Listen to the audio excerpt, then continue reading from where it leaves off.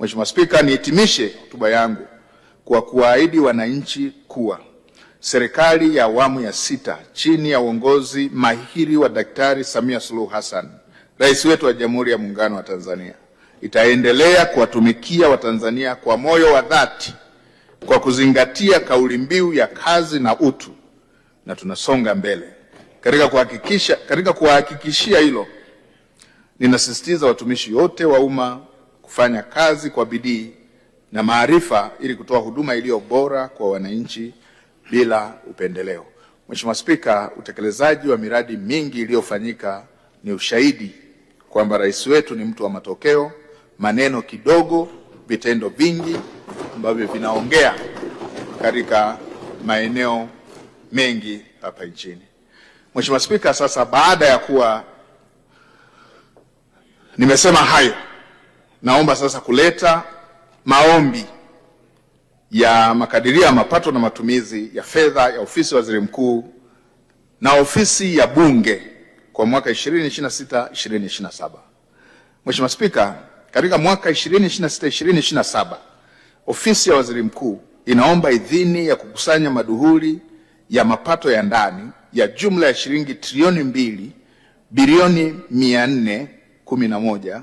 milioni 548 laki 152,300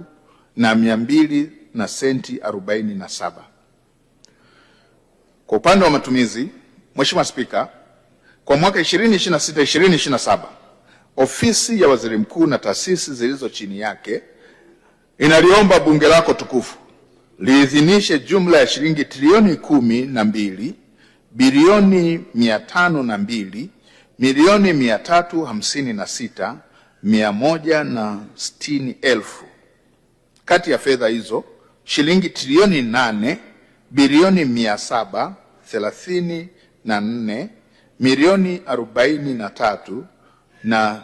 89,000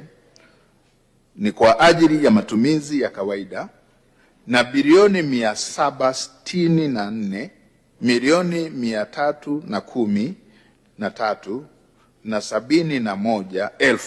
ni kwa ajili ya matumizi ya maendeleo. Mheshimiwa Spika, vilevile ninaomba bunge lako tukufu liidhinishe jumla ya shilingi bilioni 225 milioni 21,730,000 kwa ajili ya mfuko wa bunge. Kati ya fedha hizo shilingi bilioni 207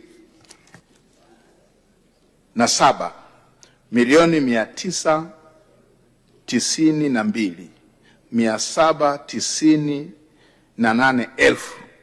ni kwa ajili ya matumizi ya kawaida na shilingi bilioni 17 milioni 28,982,000 ni kwa ajili ya matumizi ya